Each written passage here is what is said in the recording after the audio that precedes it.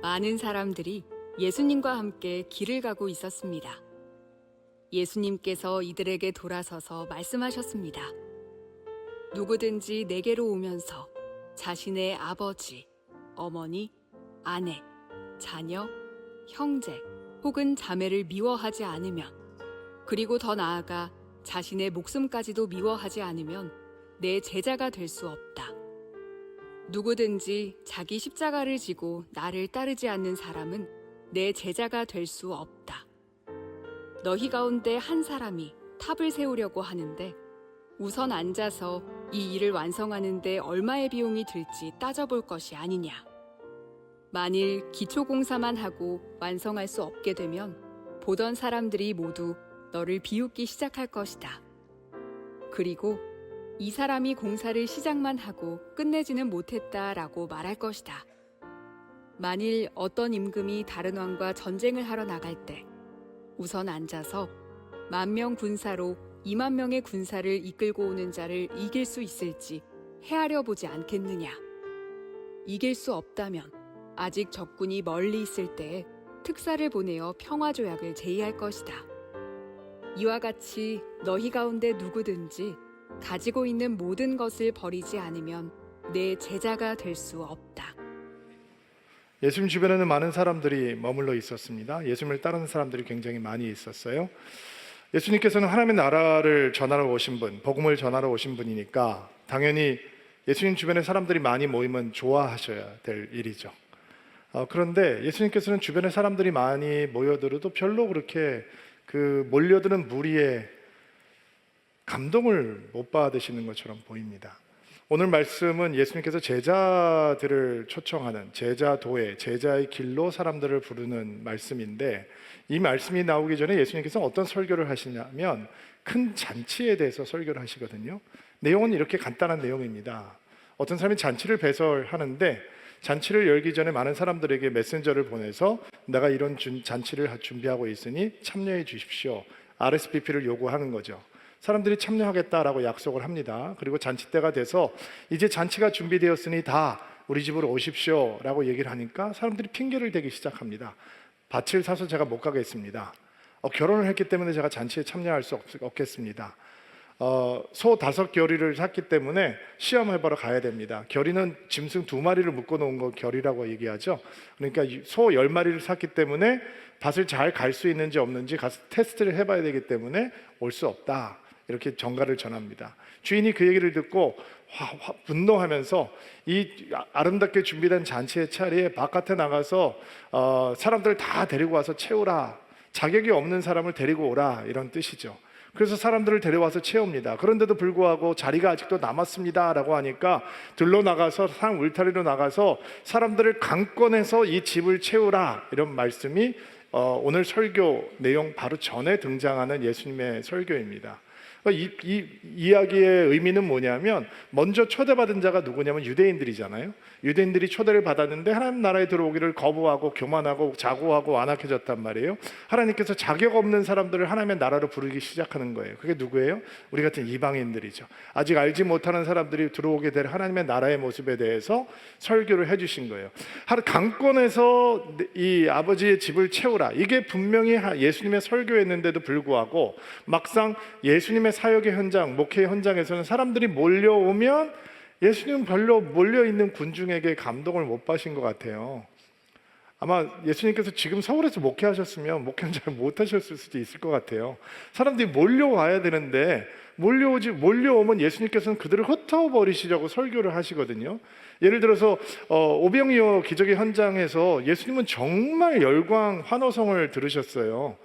얼마나 사람들이 예수님을 향해서 환호성을 질렀냐면 예수님을 왕으로 만들려고 하셨거든요. 근데 예수님께서 너희가 내 살을 먹고 내 피를 마시지 않으면, 내 안에 거하지 않으면 마땅하지, 하나님 나라에 합당하지 않다라는 막 설교를 하시니까 사람들이 그 설교를 듣고 이거 어려운 설교 무슨 소리야, 난 못 알아듣겠다라고 다 떠나가잖아요. 일부러 예수님께서 사람들을 흩어버리시는 거예요. 사람들이 몰려오면 예수님께서는 사람을 피하셔서 숨으시고, 도대체 왜 이러는 것일까? 오늘도 이 사람들이 몰려와서 많은 사람들이 예수님 주위에 머물러 있었는데 예수님께서 입을 열어서 설교를 하시는데 정말 소화하기 힘든 말씀이에요. 씹어 삼키기 힘든 말씀을 설교하시는 거죠. 사람을 잘 다곤다곤해서 불러 모아서 이 사람들이 그 말씀을 잘 듣고 깨닫고 믿고 세워져 갈 수 있도록 이렇게 하셔야 되는데, 사람들이 몰려왔는데 사람들을 그냥 밀어내는 말씀을 하는 것처럼 아주 거친 말씀, 소화하기 힘든 말씀, 담당하기 힘든 말씀을 하고 계세요. 왜 그럴까요? 왜냐하면 군중은 예수님을 감동시키지 못하기 때문이에요. 모여있는 무리는 예수님을 감동시키지 못했어요. 예수님께서 원하시는 건 군중이 아니에요. 예수님께서 원하시는 건 제자였어요. 군중은 어떤 사람들이냐? 예수님을 아주 좋아하는 사람들이에요. 예수님에 대해서 상당히 호의를 가지고 있는 사람, 호감을 가지고 있어요. 예수님의 가르침을 좋아하고, 예수님의 마음을 좋아하고, 예수님의 인격을 좋아하고, 또 예수님께서 베푸셨던 기적의 수혜자일 수도 있죠. 예수님께서 행하시는 것을 보면서 야, 대단하다, 하나님이 정말로 대단한 분이구나 라고 생각할 수도 있어요. 그러나 군중은, 예수님 주위에 모여있는 무리들은 예수님을 더 알아가기 위해서, 사랑하기 위해서, 예수님을 더 뜨겁게 믿기 위해서 어떤 헌신도 결단도 희생도 할 필요가 없는 사람이에요. 무리는 어떤 사람들인가? 군중은 어떤 사람들인가? 예수님이 나를 위해서 존재해야 된다라고 생각하는 사람들이에요. 제자는 누구인가? 나는 주를 위해 존재한다라고 고백하는 사람이에요. 그러니까 사람들이 많이 모여 있는데 예수님께서는 그들에게 감동을 못 받으시고 그들을 향해서 너는 내 제자가 되어야 된다라고 하는 인비테이션, 도전, 격려와 도전을 주고 계시는 거죠. 오늘은 오직 예수께서 돌아가자라고 하는 주제 아래서 예수께서 가르치신 제자도로 돌아가자, 제자의 길로 돌아가자라고 하는 주제로 말씀을 묵상해 보려고 합니다. 오늘 4가지로 제자의 길을 정리해서 여러분과 나눌 거예요. 2024년 첫 주일 예배잖아요. 좀 센 말씀이 될 거예요. 그런데 여러분 마음 가운데 심으세요. 올해 하나님께서 나를 제자의 길로 초청하시는구나. 그러면 내가 그 제자의 길을 믿음으로 걸어가고 예수께서 기뻐하시는 제자의 삶을 살아야 되겠다라고 결단하는 복된 주일 되기를 바랍니다. 말씀 26절 말씀 같이 한번 한 목소리로 읽어볼게요. 한 목소리 읽겠습니다. 시작. 누구든지 내게로 오면서 자신의 아버지, 어머니, 아내, 자녀, 형제 혹은 자매를 미워하지 않으면, 그리고 더 나아가 자신의 목숨까지도 미워하지 않으면 내 제자가 될 수 없다. 세죠. 예수님께서 원하시는 제자의 길이 무엇일까? 제자도란 무엇인가? 사랑의 우선순위가 바로 잡히는 것이 제자의 길이에요. 부모, 아내, 자녀, 형제, 자매, 자기 목숨까지도 미워하지 않으면 내 제자가 될 수 없다. 여기서 미워한다라고 하는 게 예수님 전에 구약에서 하나님께서 우리에게 주셨던 말씀과 상충되는 말씀 같잖아요. 구약의 말씀은 내 부모를 공경하라, 내 이웃을 사랑하라 라고 하셨는데, 지금 미워하지 않으면 내 부모까지, 형제까지, 자매까지, 내 자신까지도 미워하지 않으면 내 제자가 될 수 없다. 이거 뭐야? 그럼 예수님은 말씀을 완성하러 오신 분이라고 그러더니 구약의 말씀과 정면으로 대립하고 있는데 도대체 누구 말을 들어야 되는 거야? 라고 생각을 할 수 있는데, 지금 미워하라라고 말씀하신 예수님의 표현은 유대식 과장법이에요. 우리도 그런 과장법이 있어요. 우린 배고프면 어떻게 배고프다고 얘기해요? 배고파? 죽겠다 이렇게 얘기해요. 더우면 어떻게 얘기해요? 더워 죽겠다. 실제로 죽는다는 얘기 아니잖아요. 매우 덥다, 매우 배고프다라는 얘기를 그렇게 하는 거죠. 그러니까 미워해야 된다라는 말 속에는 미워한다고 할 만큼 먼저 사랑해야 되는 다른 대상이 존재한다라고 하는 것을 의미하는 거죠. 그게 누구예요? 예수님이라는 거예요. 자, 보세요. 우리는 하나님께서 우리에게 주신 가족, 우리의 배우자, 우리의 자녀, 우리의 형제 사랑해야 해요. 그렇죠? 근데 하나님의 사랑이 우리 안에 임해오지 않으면 그 사람들을 제대로 사랑할 수 있어요? 없어요? 없어요. 사람이 중심을 잃어버리는 거예요. 자, 우리는 우리 자신을 사랑해야 해요.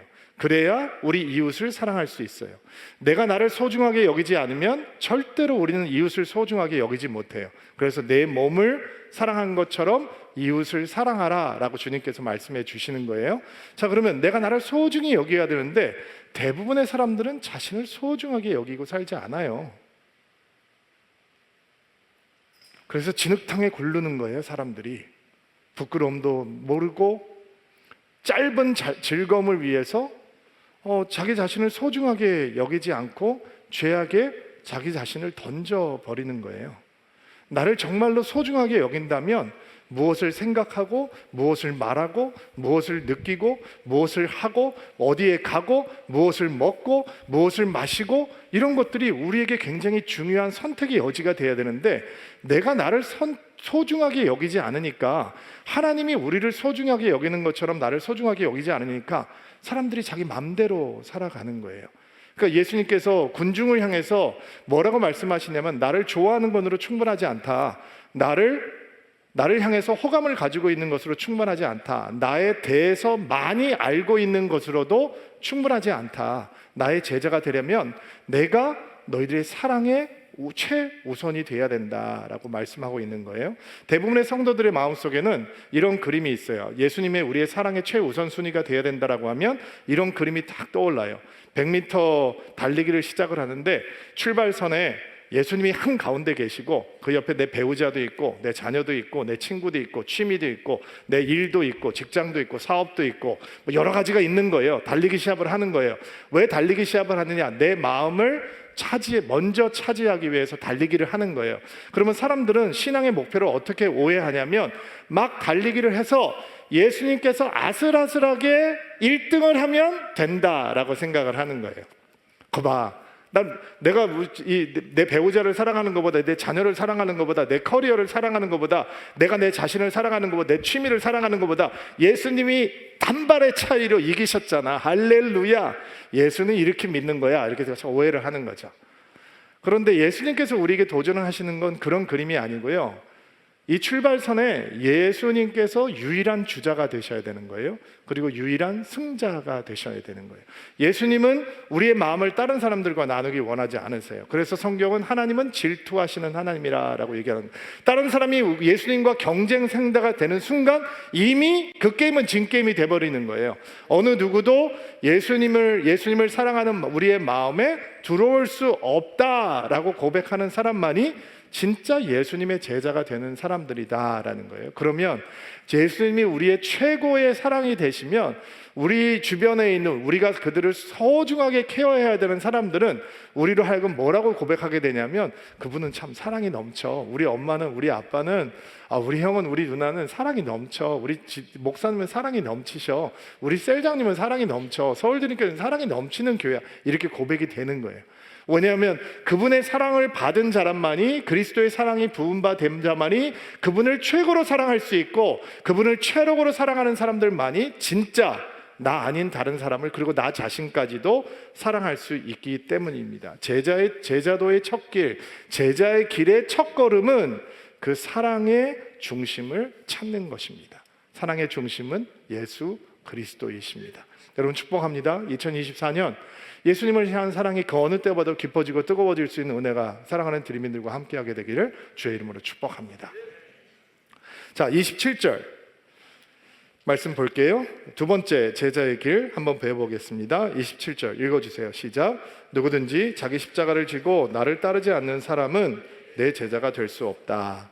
자, 두 번째 제자의 길은 방향의 우선순위가 바로 잡히는 것이다 라는 것입니다. 인생의 방향의 우선순위가 잡히는 것이다. 예수님의 말을 듣는 사람들은 이 순간 마음이 철렁했을 거예요.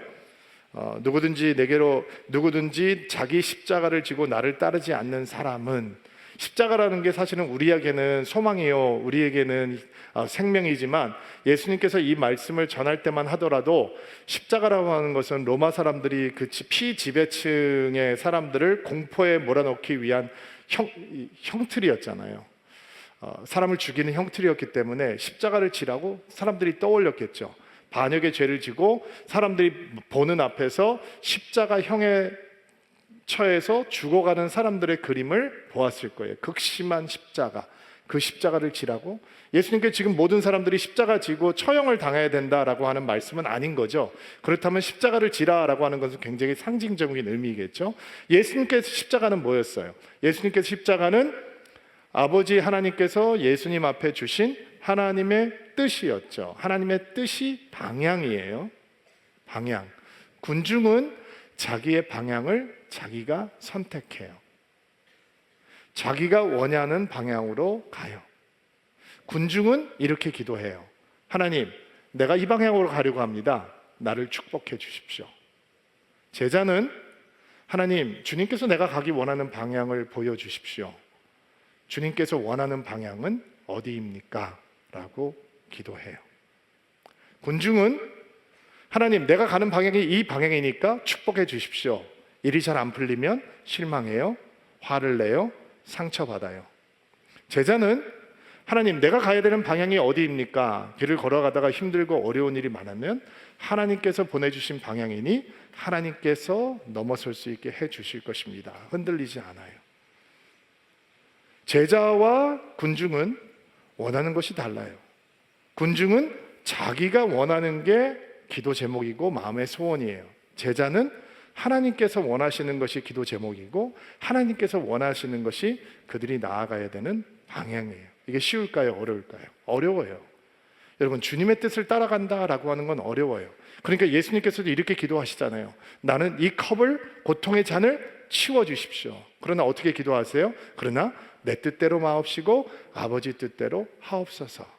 그러니까 기도가 하나님의 방향을 찾는 방향이 되는 거예요. 근데 예수님께서 이 말씀을 주시면서 하나님의 방향을 따라가는 우선순위가 바로 잡히려면 대가 지불이 있어야 된다라고 설명을 하세요. 그게 28절부터 32절까지의 말씀이에요. 한번 읽어볼까요? 한 목소리로 읽어주세요. 시작. 너희 가운데 한 사람이 탑을 세우려고 하는데 우전 앉아서 이 일을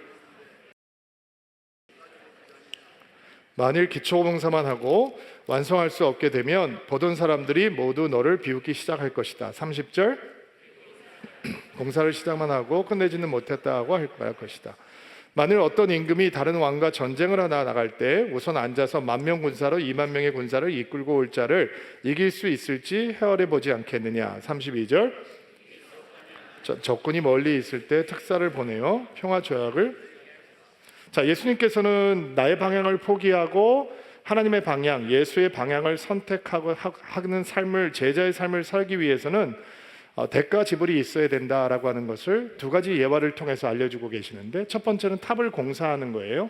탑을 짓기 전에 얼마의 돈이 들지 분석이 있어야 되지 않겠느냐. 그거 없으면 짓다가 말게 된다는 거죠. 또 왕이 전쟁을 하는데 전쟁이 벌어지기 전에 10,000명의 군사로 20,000명의 군사를 어떻게 이길 수 있는지 분석을 해야 될 거 아니겠느냐. 대가 지불이 있어야 될 거 아니겠느냐. 현실 파악이 있어야 될 거 아니겠느냐.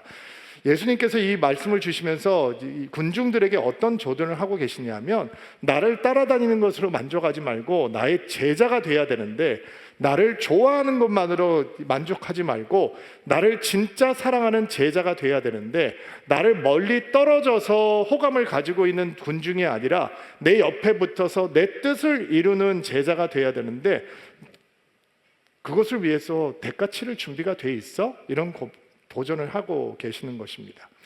예수님께서 방향이 되시는 순간 우리가 그 방향으로 가기 위해서 정말 내가 내 자신을 주님 앞에 드릴 준비가 되어 있는지, 그것이 어떤 대가든 그 대가를 지불할 수 있는 마음이 내 안에 있는 것인지 우리는 확인해야 하는 것이죠. 1812년 2월 5일은 미국 기독교에 있어서 역사적인 날입니다. 미국 교회가 첫 해외 선교사를 파송하는 날이었습니다. 16살에 브라운 대학에 입학하고 3년 만에 수석으로 졸업한 아도리암 저드슨이라고 하는 선교사로 파송되는 날이었습니다. 24살의 젊은이였습니다. 기독교 신자가 한 명도 없는 불교 국가 미얀마에 들어가기로 헌신을 하는데, 너무 위험한 선교국이었기 때문에 준비가 될 때까지 인도로 들어가서 기회를 노리기 위해서 먼저 인도로 떠나기 전에 자기가 사랑하는 여인하고 결혼을 해서 가고 싶어서 신부가 될 신부의 아버지에게 이런 허락을 구하는 편지를 쓰게 됩니다. 기록이 남아 있어요. 한번 들어보시겠어요? 따님이 저랑 결혼하면 아버님은 내년 봄에 따님과 헤어져 이 세상에서는 다시 보지 못할 수도 있습니다. 따님은 선교지에서 고난을 겪게 될 것입니다. 바다의 위험과 인도 남부의 치명적인 기후, 극심한 가난, 모욕과 압제, 심지어 비참한 죽음에까지 노출될 것입니다. 그래도 저희 결혼을 허락해 주십시오. 따님과 아버님을 위해, 죽어가는 유한한 영혼들을 위해, 시온과 하나님의 영광을 위해, 돌아가신 분들을 위해 허락해 주십시오. 곧 의의 면류관을 쓸 따님을 영광의 세계에서 볼 소망으로 허락해 주십시오. 딸 가지신 부모들 허락해 주시겠어요? 힘드시겠죠? 저는 감정이입이 되더라고요. 저드슨 선교사님은 허락을 받아냈어요. 그러니까 저드슨 선교사만 대가 지불이 있는 게 아니고 신부의 아버지도 대가 지불을 할 마음이 있는 제자였던 거죠. 저드슨 선교사의 아내가 결혼 전에 선교사의 아내가 되기로 작정하고 선교지로 나가기로 마음을 결단한 다음에 친한 친구에게 이런 편지를 써요. 내용이 남아 있어요. 하나님이 나를 막지 않으신다면 이교도의 땅에서 보낼 날이 너무너무 기대가 된다. 나는 이곳에서의 모든 안락과 즐거움을 포기하고 친척과 친구들을 향한 사랑도 접고 하나님이 섭리 가운데 부르시는 곳으로 가기로 결정했다. 23살의 젊은이였습니다. 저드슨 선교사가 선교지에 들어가서, 버마라고 하는 선교지에 들어가서 아내를 잃습니다. 아내가 먼저 순교합니다. 자녀 중 2아이도 선교지에서 잃었습니다. 첫 개종자를 얻기 위해 6년 세월을 기다렸습니다. 방향이 우선순위가 예수가 되어야 된다. 하나님의 뜻이 되어야 된다. 우리는 꽃길을 기대하죠. 그러나 성경 어디에도, 기독교 역사의 어디에도 우리가 하나님 앞에 우리의 삶을 드리는 제자의 삶을 살아갈 때 꽃길이 열릴 거다라고 약속하지 않습니다. 그래도 그 길을 가야 하는 것입니다. 19세기 말에 미국에 굉장히 부유한 낙농업계에 재벌이 있었습니다. 보든 가문이었는데, 이 보든가에 상속자가 한 명 있었는데 윌리엄 보든이라고 하는 젊은이였습니다. 고등학교를 졸업하고 고등학교 때 어머니를 통해서 예수를 인격적으로 만나거든요. 그리고 고등학교를 졸업한 다음에 졸업 선물로 세계 여행을 시켜줬습니다. 19세기 말에. 그리고 이 윌리엄 보든이라고 하는 젊은이가 복음을 알지 못하고 있는 사람들의 비참함을 보게 됩니다. 그리고 자기의 삶을 하나님께 드립니다. 나는 선교사가 되어야 되겠다.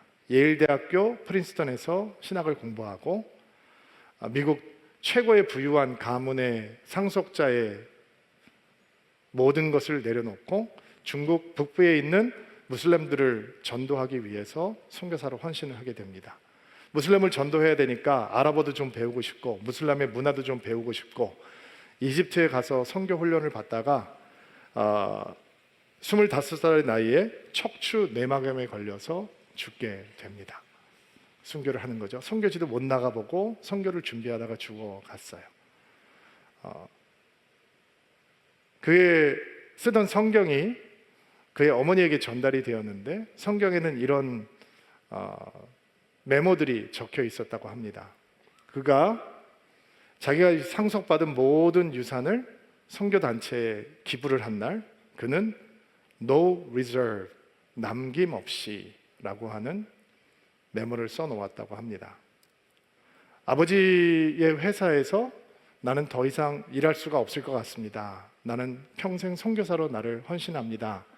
라고 아버지에게 최후 통첩을 한 날 그는 성경에 No retreat, 후퇴 없이 라고 기록해 놓았다고 합니다.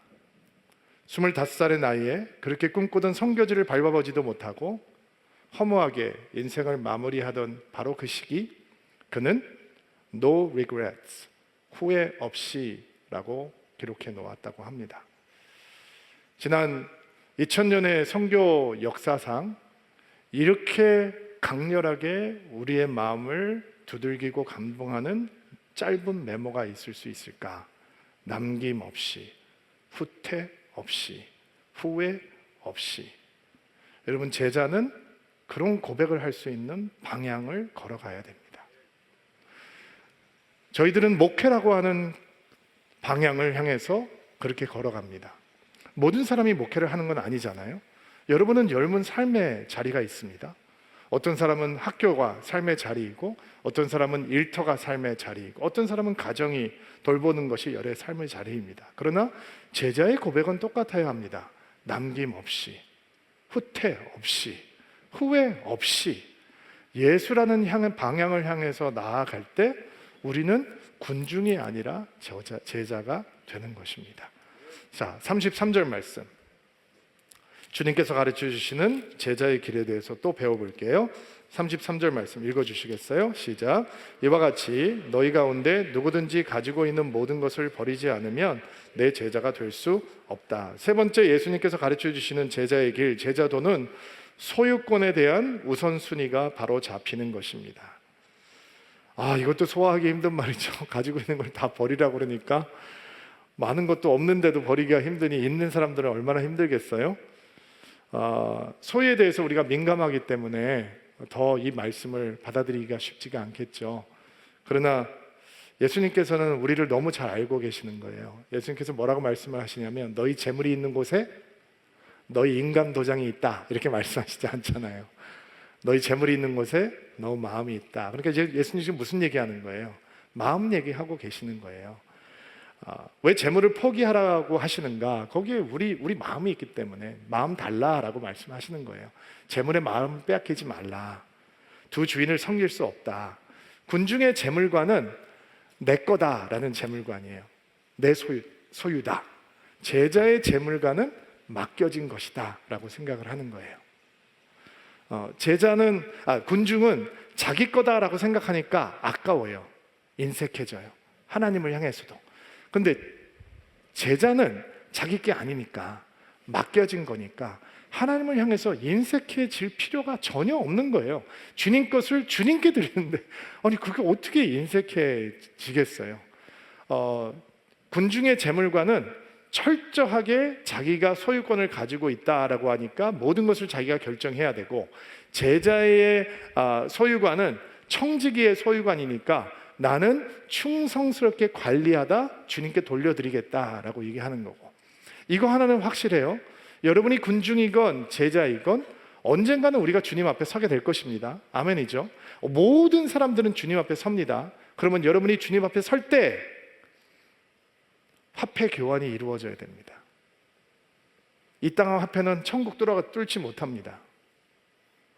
하늘의 화폐로 바꿔야 합니다. 그래서 예수님께서는 너희는 하늘에 쌓아놓으라 라고 말씀을 하는 겁니다. 여러분 거 아닙니다.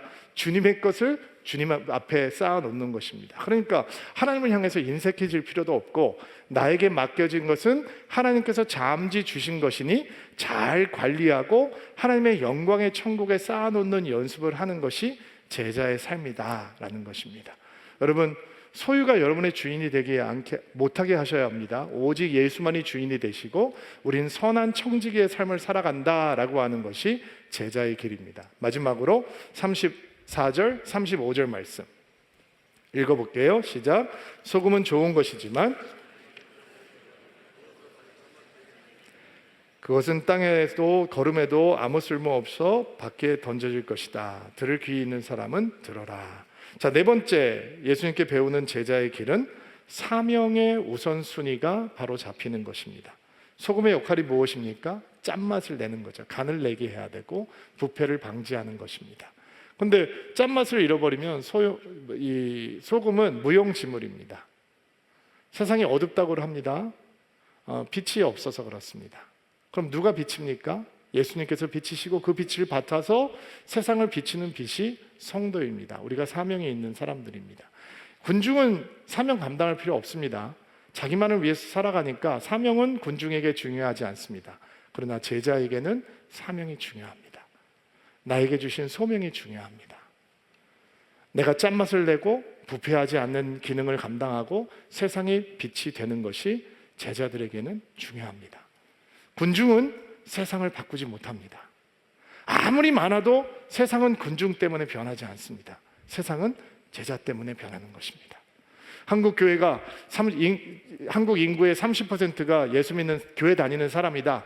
25%가 교회는 다니는 사람이다. 20%가 교회 다니는 사람이다. 15%가 교회 다니는 사람, 이렇게 막 떨어지니까 사람들이 슬퍼하고 괴롭습니다. 저도 슬프고 괴롭습니다. 그러나 여러분, 어쩌면 30%의 대부분은 군중이었을지도 모릅니다. 어쩌면 25%의 대부분은 군중이었을지 모릅니다. 군중은 세상을 바꾸지 못합니다. 군중은 사명이 중요하지 않습니다. 소명 중요하지 않습니다. 그러나 제자는 소명이 중요합니다. 우리에게 사명이 주어졌다는 것이 중요하죠. 그러니까 정치가 망가졌다면 군중은 욕합니다. 제자는 정치를 바꾸기 위해서 뛰어들어갑니다. 이 세상이 정직하지 못하다고 하면 군중은 세상이 썩었다고 얘기합니다. 제자는 세상으로 들어가 정직하게 삽니다. 교육의 현장이 무너졌다고 하면 군중은 공교육을 다 망가뜨리는 사람들이 저 사람 탓이다, 이 사람 탓이다 라고 이야기합니다. 제자는 그 땅의 교육이 변하기 위해서 기도하고 주의 도움을 구합니다. 한국의 문화가 너무 타락하고 선정적으로 바뀌었다, 한국 사회가 너무 타락했다, 퇴폐하게 됐다, 군중은 떠들면서 얘기합니다. 그러나 제자는 세상 속에 들어가서 그들이 거룩한 백성으로 살아가면서 이 땅에 순결의 물결이 흐르게 하는 것입니다. 군중은 세상을 변화하지 못합니다. 제자가 세상을 변화시키는 것입니다. 제자의 사명이, 제자로서 설 때 주신 하나님의 사명이 우리로 하여금 세상을 바꾸는 하나님의 빛이요 소망이 되게 하시는 것입니다. 이런 제자의 길을 걸어가는 여러분들 되기를 주의 이름으로 축복합니다. 자, 가슴에 손을 얹고 안수하시고요. 2024년 첫 주일 여러분을 위한 첫 축복 기도 주님 앞에 올려드리겠습니다. 하나님, 군중으로 사는 것을 만족하지 않겠습니다. 군중의 삶을 온 마음으로 거부합니다. 예수의 제자가 되게 하옵소서. 제자의 길을 걸어갈 수 있도록 도와주옵소서. 예수님을 최고로 사랑하는 예수의 제자의 길을 걸어갈 수 있게 하옵소서. 하나님의 뜻이라고 하는, 예수의 뜻이라고 하는, 예수라고 하는 하나님의 방향을 따라가는 예수의 제자가 되게 하옵소서. 내 소유를 내 것이라고 생각하는 군중이 되지 않게 하시고, 하나님께서 우리에게 맡겨주신 것, 하나님의 영광을 위해, 하나님의 뜻을 위해 잘 관리하는 청지기가 되겠다라고 하는 지혜로운 제자가 되게 하옵소서. 세상을 변화시키는 사명을 주시니 감사합니다. 군중은 절대로 세상을 변화시키지 못하지만 제자인 우리는 세상을 주의 사랑으로, 주의 복음으로, 주의 능력으로, 주의 소금이 됨으로, 주의 빛이 됨으로 변화시킬 수 있을 거라고 믿습니다. 하나님, 사명을 갖고 소명을 따라가는 주의 제자들이 될 수 있도록 은총을 베풀어 주옵소서. 2024년 더 예수님의 뜨거운 제자로 거듭나는 한 해가 되기를 원하고, 예수께서 보여주시는 제자의 길, 그것이 아무리 좁고 험한 길이라도 그 길을 기쁜 마음으로 걸어갈 수 있는 믿음의 사람들이 되기를 결단합니다. 기름 부어 주옵소서. 예수님의 이름으로 기도하옵나이다. 아멘.